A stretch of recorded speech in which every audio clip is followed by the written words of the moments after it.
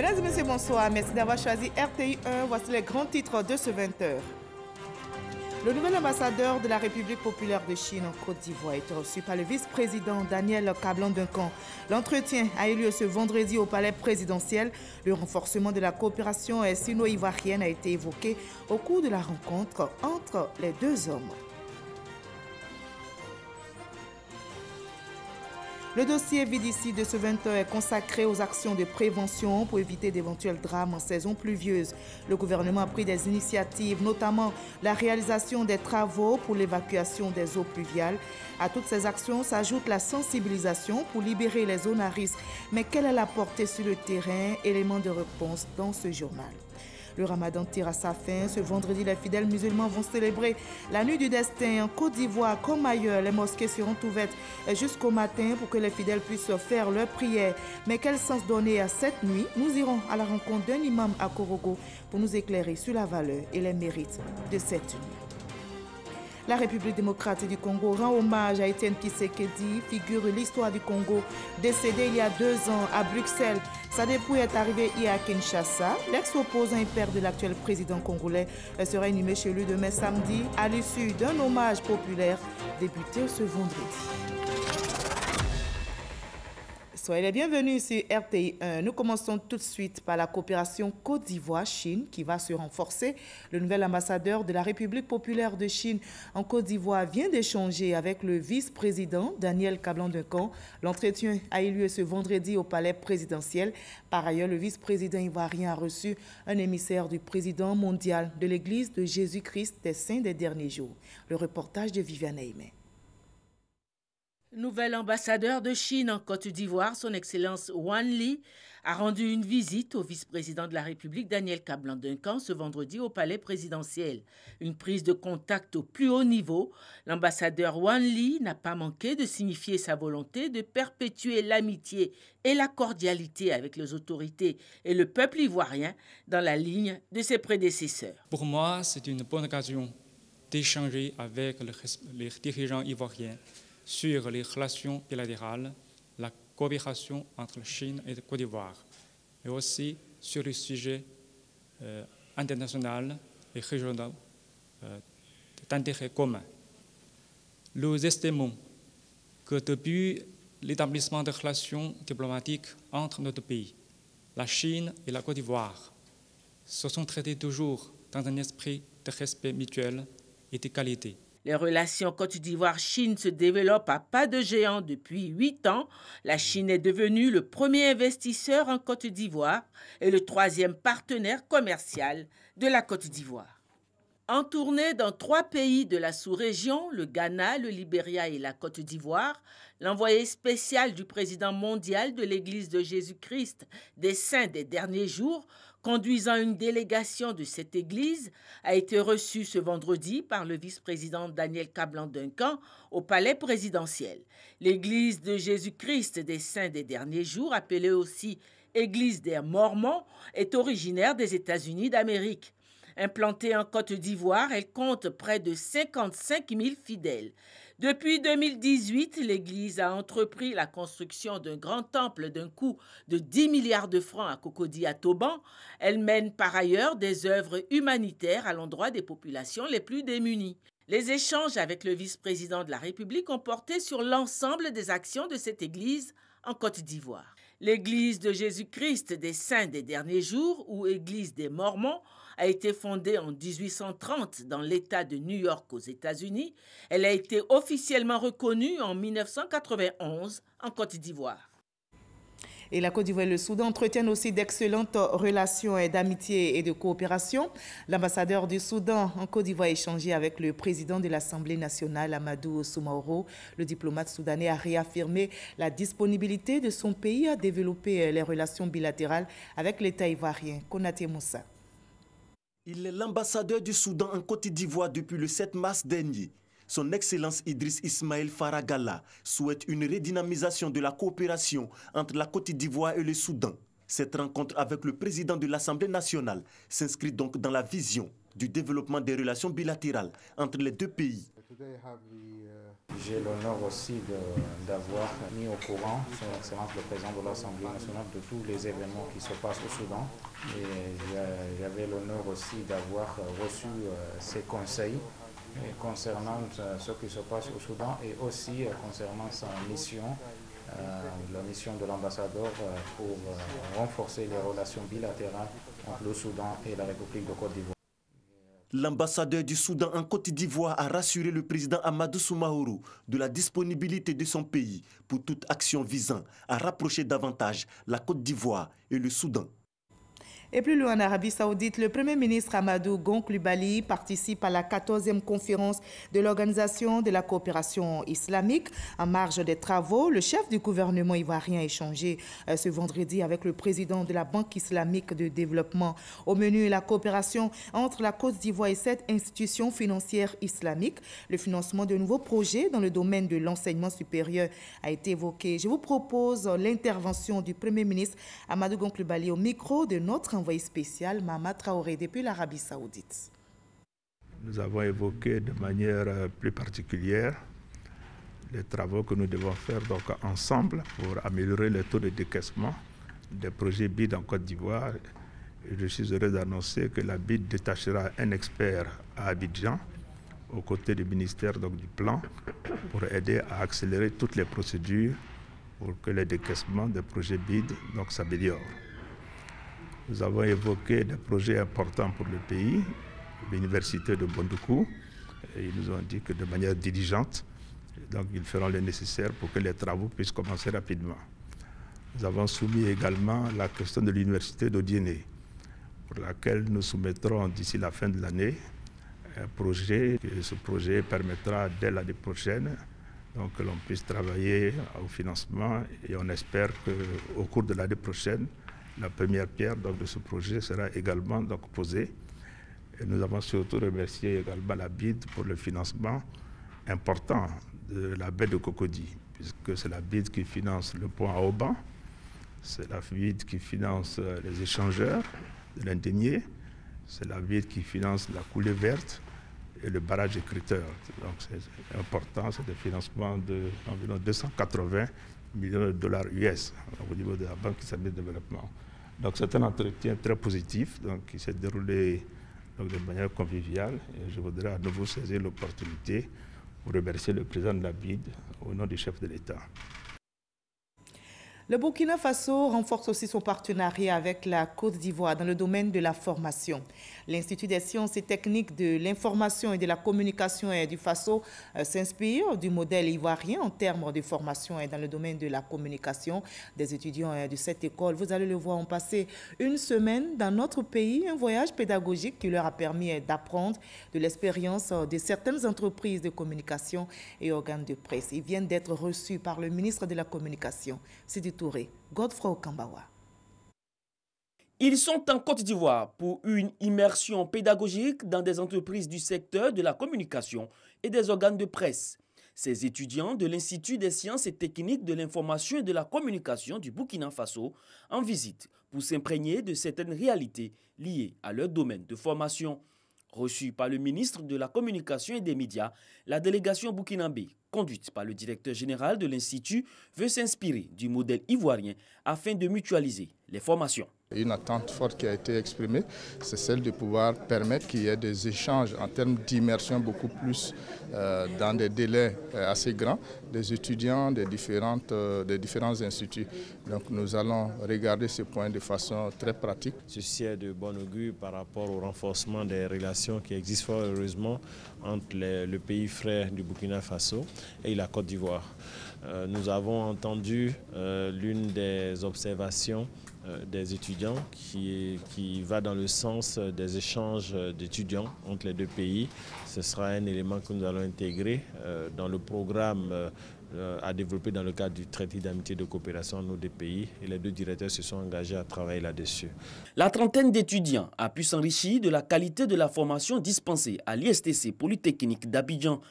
Un partenariat entre ces deux instituts qui s'inscrit dans le cadre du traité d'amitié et de coopération entre la Côte d'Ivoire et le Burkina Faso dans son volet communication.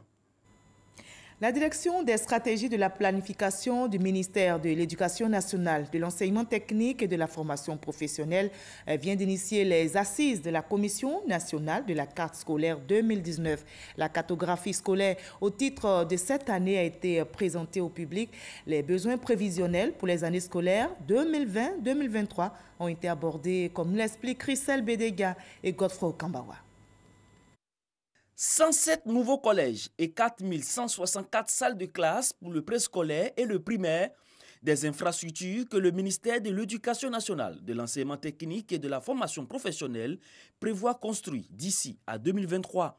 Il s'agira de résorber les problèmes d'accueil des apprenants dans le système éducatif. Pour une visibilité des acquis, la Côte d'Ivoire s'est engagée depuis 2014 dans la mise en œuvre d'un système d'information et de géolocalisation des établissements scolaires. Aujourd'hui, nous avons un nouvel outil qu'on appelle SIG carte scolaire qui nous permet de faire le travail avec célérité. Et ce travail est fait avec célérité en ce sens-là que nous n'aurons plus duré à faire les commissions de carte scolaire au niveau national. Le système d'information géographique de la carte scolaire vise à évaluer et déterminer les zones d'action prioritaires pour la réorganisation du réseau scolaire. Une vision qui s'inscrit dans le plan d'action sociale du gouvernement. Ce programme social, en ce qui concerne notre secteur, induit une accélération de la scolarisation et une rationalisation accrue de l'implantation des infrastructures scolaires sur toute l'étendue du territoire. Cette rationalisation de l'offre d'éducation doit permettre aux régions et aux collectivités et aux localités les moins desservies par le réseau scolaire de bénéficier en priorité de projets de construction et de réhabilitation de salles de classe. Cette rencontre s'inscrit dans le cadre des assises de la Commission nationale de la carte scolaire 2019. Des ordinateurs et des exemplaires de la cartographie scolaire ont été remis aux 36 directions régionales en charge de l'éducation nationale. Voilà, je vous livre à présent ce communiqué qui vient de nous parvenir. Il émane du gouvernement ivoirien et porte sous la flambée des prix de la viande dans le district autonome d'Abidjan. Depuis le 22 mai 2019, les chevillards, membres du collectif des bouchers de Côte d'Ivoire, observent une grève suite à l'application des conditions d'exploitation du nouvel abattoir moderne de Port-Boué. Cette grève a entraîné une pénurie de viande sur les marchés du district autonome d'Abidjan, suivie d'une flambée des prix. En vue de trouver des solutions immédiates et à moyen terme à cette situation, une rencontre s'est tenue à la primature le vendredi 31 mai 2019 sous la présidence du directeur du cabinet du Premier ministre. Au terme de cette rencontre, il a été décidé la suspension temporaire de l'application des nouveaux tarifs d'abattage, y compris les taxes d'abattage et d'inspection sanitaire, pour une période transitoire d'1 mois à compter du 1er juin 2019.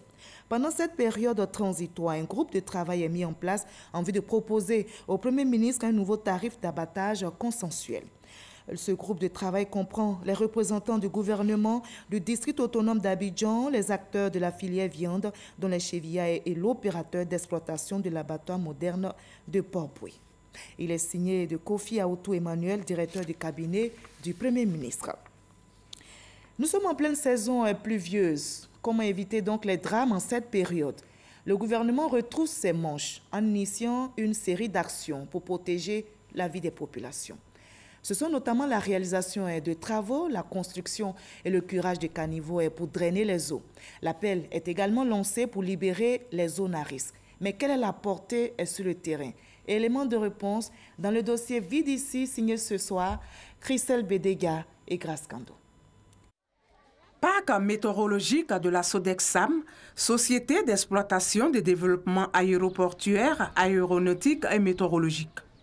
Ici sont regroupés les instruments qui permettent de mesurer le temps et le climat en cette saison des pluies. Les prévisions indiquent des déficits pluviométriques de 7 à 32% par rapport à l'an dernier pour les 3 prochains mois. Il y a une période normale de pluie qui va pour juin, juillet, août pour la partie nord et la partie sud du pays. Mais ça n'empêche pas qu'il y ait des fortes pluies par endroits sur certaines zones de la Côte d'Ivoire et particulièrement aussi à Abidjan. Dans toutes les communes d'Abidjan, les populations s'inquiètent au regard des effets causés par la forte pluie du lundi 27 mai dernier. Ici, à la rue Ministre de la Riviera Palmeraie, commune de Cocody, c'est déjà la psychose. La rue Ministre, quand il pleut, l'eau déborde. Peut-être l'eau peut faire, je vais dire, au moins 1,50 m de profondeur. 1 m de profondeur, parce que tu ne sais pas où se trouve le caniveau quand il pleut. On n'arrive pas à circuler. Ceux même qui habitent là n'arrivent pas à sortir de leur maison pour aller au travail. Les enfants ne peuvent pas aller à l'école et puis ça fait s'écrouler certains immeubles et tout ça. Ça peut emporter des personnes. Des inquiétudes qui trouveront certainement réponse. L'Office national de l'assainissement et du drainage ONAD est à pied d'œuvre en prévention d'éventuelles catastrophes. Des travaux de curage de caniveaux et de drainage des eaux sont en cours d'exécution. Les dispositions qu'on prend pour gérer les pluies, c'est qu'avant la saison des pluies, tous ces orages qui sont conçus pour juguler les eaux des pluies, on fait ce qu'on appelle le curage. Parce qu'ils doivent fonctionner de façon optimale. Et pour qu'ils fonctionnent de façon optimale, il faut qu'ils soient débarrassés de tous les déchets qu'ils contiennent. Les initiatives se multiplient pour éviter des drames ou des catastrophes. Le préfet d'Abidjan entreprend une campagne de sensibilisation pour rappeler aux populations vivant dans les zones à risque les dangers que peuvent provoquer les pluies qui vont s'abattre sur la capitale économique. Ici, à Boribana, dans la commune d'Atekoubé, il échange avec les populations. La pluie qui va venir, il ne faut pas que ça tue quelqu'un. Voilà, quand vous avez une jolie mosquée là, quand ça va chauffer, si on dit quitter parce qu'il y a la pluie là, vous quittez. Un moment d'information et de sensibilisation qui sonne comme une alerte. On sait que des inondations par le passé ont causé des morts ici, à cause de la nature du sol, à cause de la proximité de l'eau, à cause des conditions d'urbanisation et des conditions hygiéniques. Et deuxièmement, parce que ces personnes, en raison de l'avancée du pont que vous voyez, pour beaucoup d'entre elles, à 90% pour cette zone, sont déjà indemnisées et doivent partir. Ce que nous demandons ici aux populations, c'est que s'il y a des alertes météo, s'il y a des messages de la mairie, de l'ONPC, de la police, de la gendarmerie, il faut qu'elles suivent ces messages. Le combat des autorités administratives trouve son prolongement dans les communes pour le même objectif. La libération des zones inondables, le déguerpissement des sites à risque et l'exhortation des populations vivant sur les flancs de collines. Ici, nous avons une quinzaine de zones à risque, dont Boribana fait partie. Donc, on travaille en collaboration avec les chefs de quartier, avec les présidents de CGQ, avec les leaders d'opinion, tout ce monde-là, comité de gestion des quartiers. C'est l'émanation de la mairie, voilà, c'est un élément de la mairie. Donc, avec tout ce monde-là ensemble, nous travaillons sur le terrain pour permettre à nos parents qui sont dans les zones à risque à libérer ces zones-là, pour ne pas qu'il y ait des dégâts encore comme les années passées. Là, vous êtes sur le site de 9 kg. Ils ont commencé à dégager, il y a un bassin de rétention qui doit se faire. Il y a un autre site derrière le camp d'Akwedo. Ils sont à près de 80% avec l'ONAD et ils sont très bien avancés. Vous avez le site aussi de Bonoumen qui n'est pas loin. Ils sont aussi à près de 80% des travaux.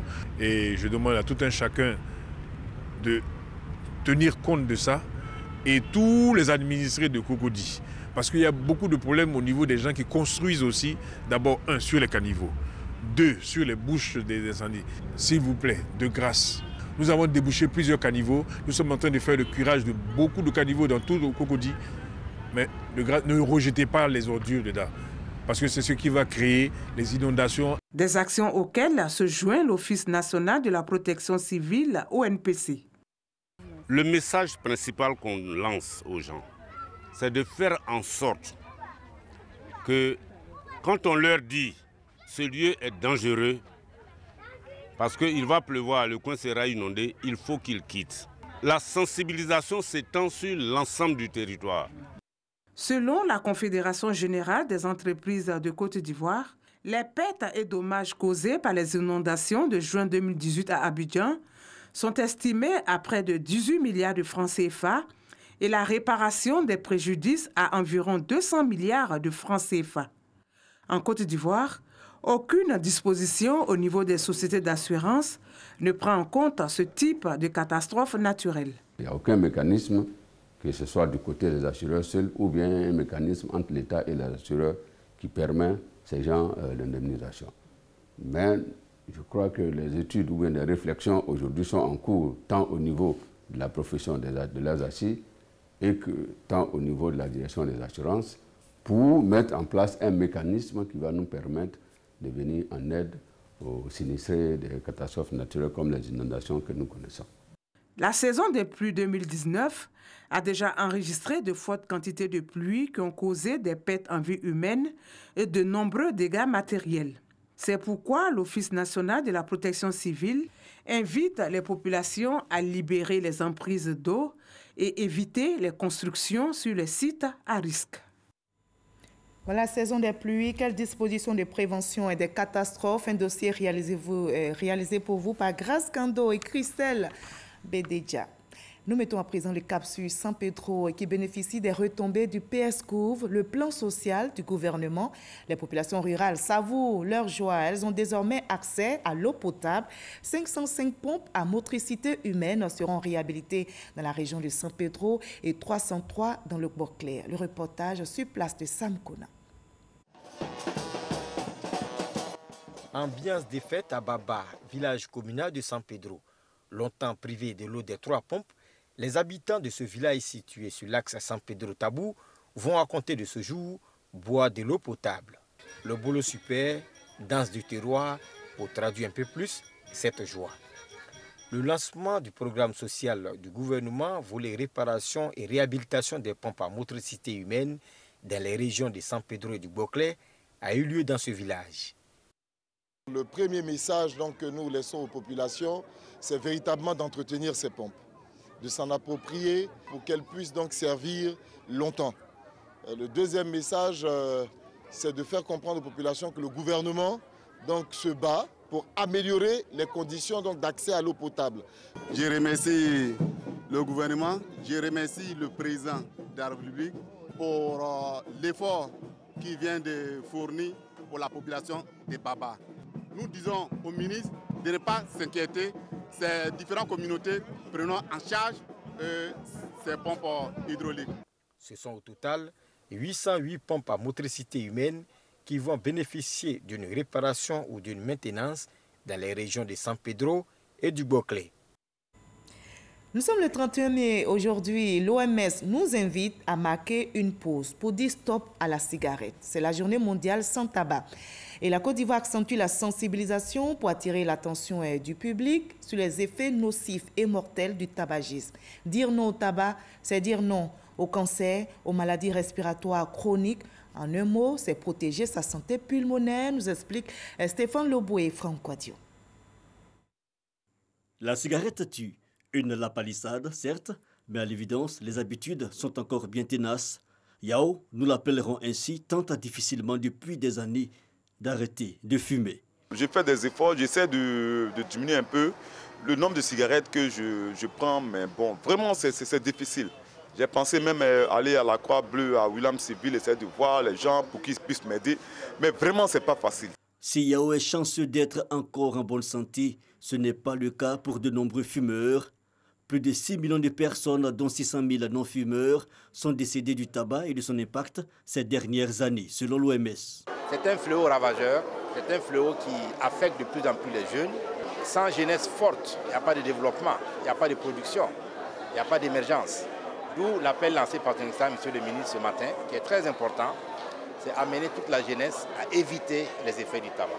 La journée internationale sans tabac, une initiative pour en réduire la consommation, car la cigarette est le facteur principal des cancers bronchiques dans 80 à 90% des cas.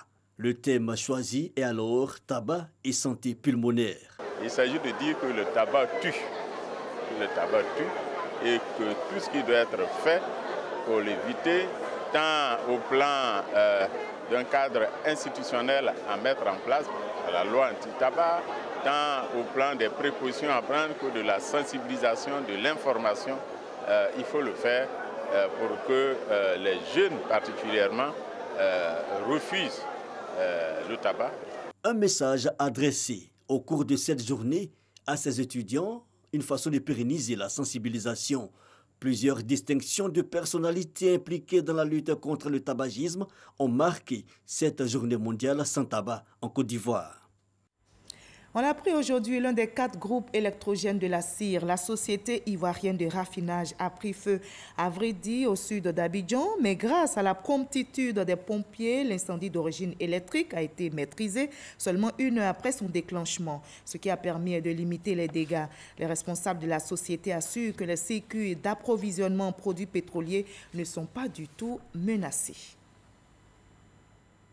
Dans l'actualité également, notez que le Ramadan tire à sa fin et ce vendredi, les fidèles musulmans vont célébrer la nuit du destin. Ici en Côte d'Ivoire comme ailleurs, les mosquées seront ouvertes jusqu'au matin pour que les fidèles musulmans puissent faire leurs prières. Mais quel sens donner à cette nuit? Notre reporter Ami Sissoko est allé à la rencontre d'un imam à Korogo. Il explique la valeur et les mérites de cette nuit.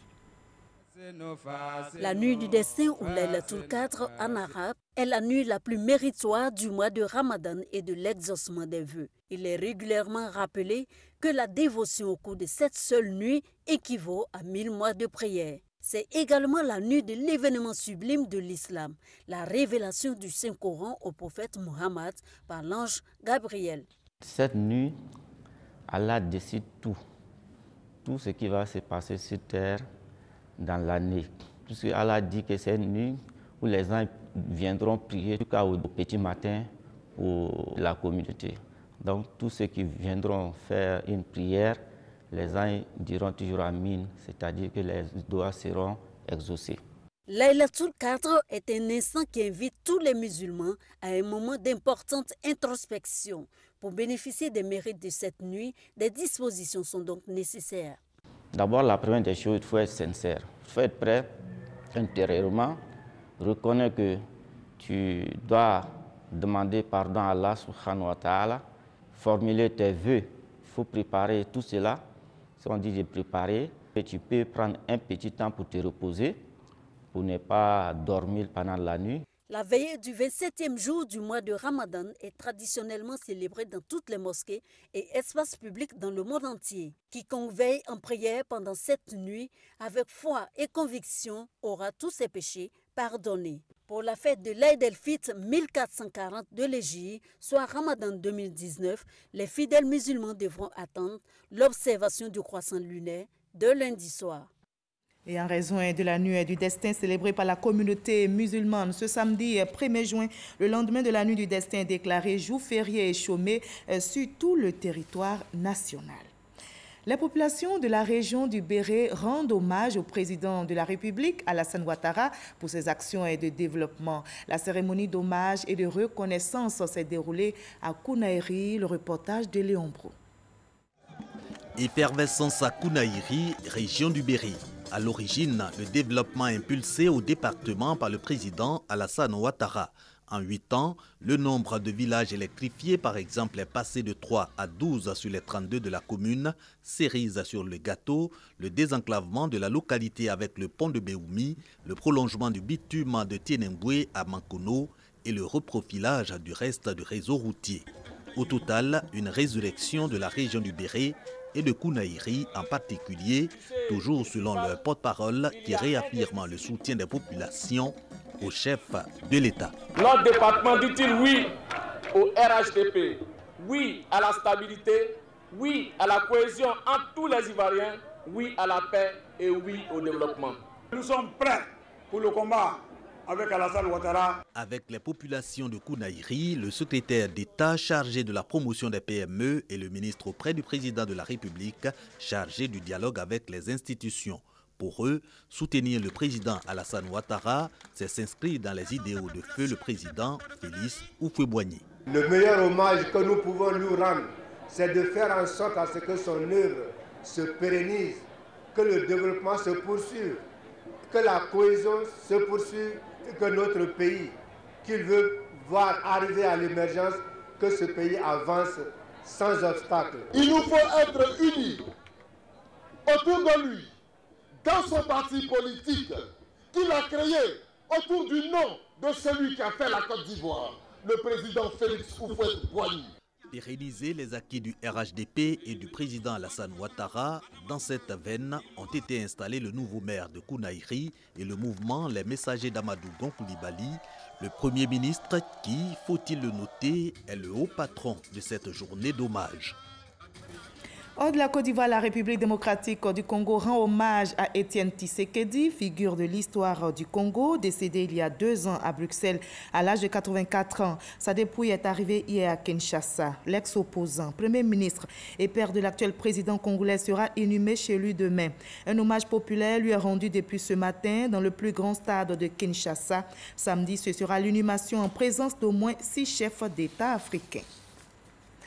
Et je rappelle que les fidèles musulmans de Côte d'Ivoire, à l'instar de ceux des autres pays, célèbrent cette nuit, la nuit du destin.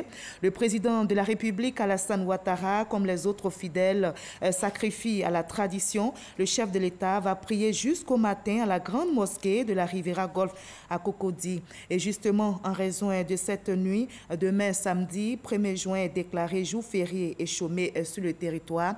Et ce soir, à 23 h, il n'y aura pas de dernier journal, puisque cette nuit du destin vous sera retransmise en direct sur RTI 1 à partir de 21 h. Passez une très belle soirée à notre compagnie sur RTI 1 et on se retrouve demain à 20 h.